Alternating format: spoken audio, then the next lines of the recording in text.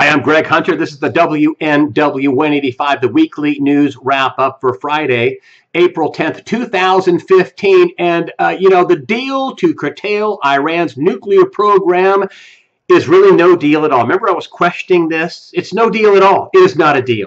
How do I know this?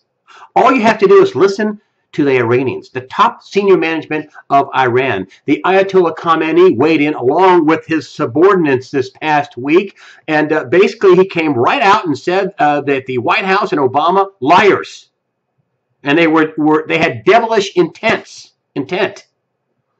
Called the president a liar. Also, they came out and reiterated, listen, there's going to be no inspections of our military bases. We're going to continue to enrich uranium. No surprise inspections, and we're going to continue to do, our research and development. And, that's just, wow. I mean, they had me at liar. I knew what, you've got to be kidding me. The Ayatollah, the supreme leader, it's a theocracy, the Ayatollah in Iran, and he comes out and calls the president a liar? Oh, deal breaker, you think?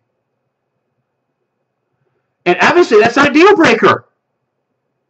On top of it, the president came out in the Rose Garden and clearly said, the sanctions would be lifted gradually, and, as they complied with this deal, the sanctions would be lifted gradually. No, that's not what the Iranians say. That's not what the Ayatollah says. That's not what the president says. That's not what the foreign minister of Iran all say the same thing. They're on their lockstep. Is that when we sign the deal, June 30th, all sanctions will be immediately lifted. What? Otherwise, there's no deal. I think there's no deal. There is no deal. And now while this is going on, this nastiness from the top, the top people in Iran, including all the way up to the Ayatollah, the White House Twitter account is out, mocking newly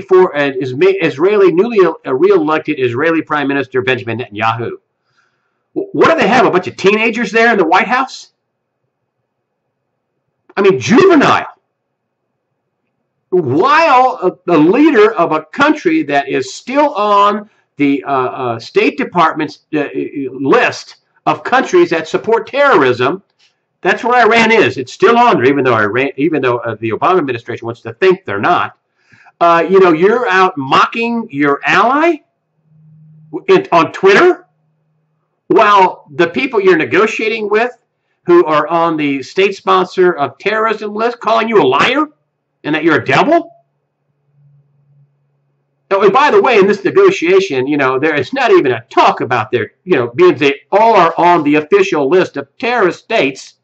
Not even any talk about curtailing the terrorism. Not any talk about the people they're holding in Iran. Not any talk about, oh, no, that's a separate issue. All right, listen, here's my prediction. There is going to be no deal, period, the end. The White House wants to say there's a deal. There's going to be no deal. There's no deal. There's going to be no deal. And it's not going to be because of anything other than the Iranians killing the deal. They have to know what they're doing. They have to know that they're in the middle of a negotiation and they're calling the president and, I guess, Kerry and everybody else liars. Now, either President Obama and Secretary of State John Kerry knew this when they walked away from the table, and they're buffoons, or they're liars, or maybe a little of both. The president looks absolutely juvenile, idiotic. He should be embarrassed. The Iranians are embarrassing him. Meanwhile, Congress is getting legislation ready for a couple of things. It's just broad points here. Number one, they want to say so on this deal. Congress wants to weigh in because they are the ones that put in the sanctions in the first place. And remember, not that long ago, 6, 7, 8 months ago, a year and a half ago, whatever, Obama has threatened in the past that the Iranians don't come to the table. We'll put on more sanctions. Well, now not so much. So Congress wants a say in the deal. They want oversight. And they can President Obama says he's going to veto any oversight proposal by Congress, and B, that they want to put more sanctions on if they don't have a signed, good, acceptable deal by June 30th. And President Obama says he'd veto that too. Here's the only question. Are there going to be enough Democratic votes to override a veto? That's really all there's to it. Big fireworks this year, folks. Of all the issues where the Democrats may step in and say, wait a minute, hold on a minute. No. Of all the issues, that's a biggie. And, you know, Menendez is going to vote to override the veto. You could bet your sweet biffy on that. The real wild card here are the Arabs, the Sunnis. You know, the Iranians are Shia. The Sunni Arabs, which makes up about 90% of the Middle East. You know, are all of them going to be trying to get more nuclear weapons? Saudi Arabia has been trying to get nuclear weapons from Pakistan and said they were going to buy them, and maybe they already have them. Are they going to get more? Egypt, Qatar, you know, all the other countries in the Middle East, are they all going to get nuclear weapons? Turkey, as everybody, and I think that number one, there's going to be no deal. B, there's going to be wider war in the Middle East. And C, I think we've got already a covert nuclear arms race in the Middle East right now. And then add that to the Iranians sending their navy to the coast of Yemen. Now, you know, down there's another choke point. There's the, you know, Strait of Hormuz, which is about 30 miles apart. And then there's the Strait of Mandeb, or Mandeb is spelled with M-A-N-D-A-B or M-A-N-D-E-B. But, you know, that's only 20 miles wide. And, you know, the Iranians have sent warships. So have the Egyptians. And they're sending troops. Why? Because they have to keep that open. I mean, you know, with this whole thing with the, you know, the Arab Spring, I mean, their terrorism has been decimated. That was a big moneymaker for Egypt. And their other big moneymaker is the Suez Canal, where they charge for ships to come through. Just oil alone, about 3 million barrels a day come through the Suez Canal. Egypt cannot lose that revenue. And if that gets closed down, on top of that, shipping oil by you know, tanker, the tankers have to then go all the way around the Horn of Africa and up the coast, and that's going to you know, extend the supply, extend the delivery time. It could create all kinds of shortages, could drive the price up. All kinds of bad things could happen. So Egypt is going to be doing everything they can to keep that open. And so that's just an unbelievable, deteriorating situation. The whole Yemen, Middle East thing. Listen, the Arabs attacked Israel in 67 and 73. They wanted to knock them out of the box. Now the Arabs, Sunnis, are so freaked out they're joining with Israel against Iran.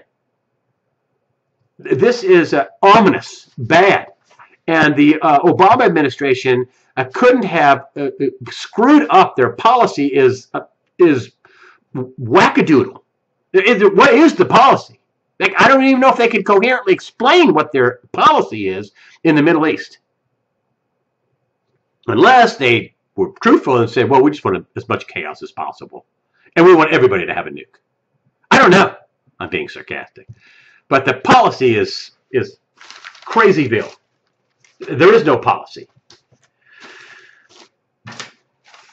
Next up, the economy, and yet another sign that the economy is tail spinning. I've been saying this to counteract the mainstream media with all this. Oh, we have a recovery. We have a recovery. Well, we had a recovery in stocks. We had a recovery for the 1%. But no, the rest of the country isn't recovering. It's not. We had some recovery in technology. Okay. But a recovery, a real recovery? No, there's no recovery. And the latest sign is wholesale prices plunged, and they're joining the declining factory orders are also declining. Those are two big ones. But yet, you know, they just also released the Fed minutes. The minutes come out, you know, a month ago. And here's the headline from, you know, the Fed. Fed officials split on when to increase interest rates. They're split. They're really thinking about this as if they don't know the economy is in deep, deep, severe trouble. And QE 1, 2, 3 twist, it didn't work. And 0% interest rates not working. Gregory Manarino from TradersChoice.net, my friend, called me up today and said, hey, man, this is a circus. I mean, they're coming out, oh, they're split. Oh, like, oh, they don't really know what to do. Some of them want to raise it. And some, he says, that's a circus. That's just for show. They know that if they raise rates, boom, they immediately kill the economy. And he says it really comes down to just two things. Either they raise rates and immediately kill the economy, or they let it go and they let it implode on its own. And so then the only question is, well, if they let it go, when does it implode? And this has been going on for a very long time. He also brought up and pointed out Christine Lagarde, was lamenting the fact on CNBC. He says, oh, I can't believe she's on there. She came out on CNBC talking about 0% interest rates and says, that these 0% interest rates, being, this low for so long can, quote, cause, and this is the quote, cause asset overvaluation risks. Isn't that a nice way for saying bubble? And what happens to bubbles? They pop. Jamie Dimon of Chase, he's the top guy at Chase, JP Morgan Chase, and he's out warning of what? Another calamity, another financial calamity, and that there may have a hard time finding liquid assets, might have a hard time finding a good collateral. Here's the thing to take away from all this, and I brought this up on a radio show I did this past week, and I said, I was thinking about this. There's two things that everybody, whether they are on this show or whether I read about them in the papers or whatever, there's two things that are now consensus facts that everybody agrees. Number one, this is unsustainable. What we're doing, 0% interest rates, the phony accounting, the criminal activity, the bond buying, the QE, all that crazy manipulation, all that, it's unsustainable. That's number one. What we're doing is unsustainable. Number two, we're headed for a financial calamity or a crash. Take your pick. Two things, unsustainable, headed for a crash. Now, when that happens, is it the end of this year, like a lot of the guests on this show have said? Is it 2016? When does it happen? When does the calamity happen? I don't know, but this has been going on for a long time, and the longer it goes on, the shorter the window is for, when it ultimately has to end, because, as everybody says, it's unsustainable. So anything that's not sustainable is going to stop. And I was an investigative correspondent for ABC and CNN in my career for about 9 years. And you know what I noticed? I did a lot of financial fraud stories. And you know what I noticed about financial fraud is that one day they were working, boom, and then they just ended just like that. Bernie Madoff is a great example. He went off to spend the weekend at his Hampton home, and on Monday morning he was in cuffs from the FBI.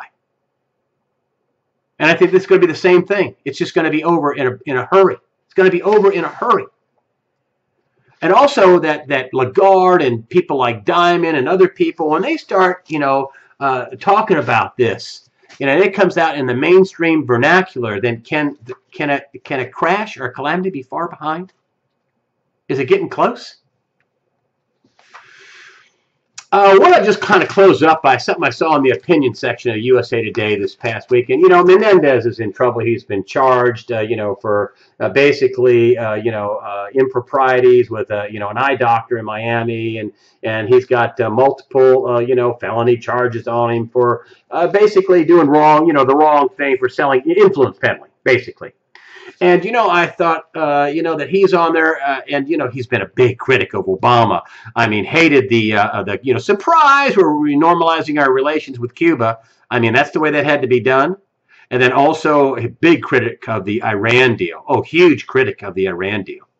And he's being indicted, and, a lot of people have been questioning, that this is kind of, he's being indicted, is he really all that different than anybody else? He's being indicted for his political beliefs, even though he's a Democrat. And look what was the opposing view. The opposing view, if you look down here, just right here, this is Alan Dershowitz. Alan Dershowitz, he's a former appellate attorney, also taught at Harvard. If you were going to say, give me the 5 or 10 top attorneys, the top legal minds, the actual people who have actually been in cases and defended cases and prosecuted cases and been in the courtroom, and you give me one of the best attorneys out there, he'd be on a short list, Alan Dershowitz. And what is he writing about? A questionable prosecution. And he basically is pointing to the fact that, he's being prosecuted, Senator Menendez from New Jersey. That Menendez is being prosecuted because of his political beliefs, and that he wasn't keen on, been a big critic of Obama on Cuba and on Iran and other things, and that he's being prosecuted for that. And, this is basically, a list of other people who have been prosecuted, questionably, like John Edwards. He's a supreme weasel, but did he have to be prosecuted and, maybe thrown in jail because he lied about some campaign donations and his pregnant girlfriend? I don't know. He is a weasel, yes. Also, Rick Perry, he cut off some money from somebody who was convicted of a DUI in Texas, and they're suing him over that. Questionable. Other questionable prosecutions he brought out. But you know what, Dershowitz comes out with this piece, and he says, hey, listen, the rules in the Senate, there's corruption there, sure, but the rules about corruption are very murky. There's not really a black and white line. That's going to be hard to make the case. The other thing that Dershowitz brought up was that, Menendez and this eye doctor, they're bona fide good friends. They were going to help each other out anyway. They actually like each other, and friendship goes back decades. He just says it's going to be a very, very tough deal. But what the president, I think, is doing is sending a message to other Democrats about, you better not override one of my vetoes. You better not override my veto here on this Iran deal. That's what I think he's doing. I don't have any proof of that, but that's just what I think he's doing. At any rate, this is going to be a real tumultuous next couple of months. It's going to be a real tumultuous summer. I think this year is going to not look like anything like 2014. 2014 is going to be a dream wonderland compared to this year. I'm Greg Hunter. Thank you for supporting USA Watchdog with your comments and your donations. I've had some technical problems. That helps me out. Remember, this is my favorite part. Fear not. Prepare yourself physically, mentally, and above all, spiritually. Fear not.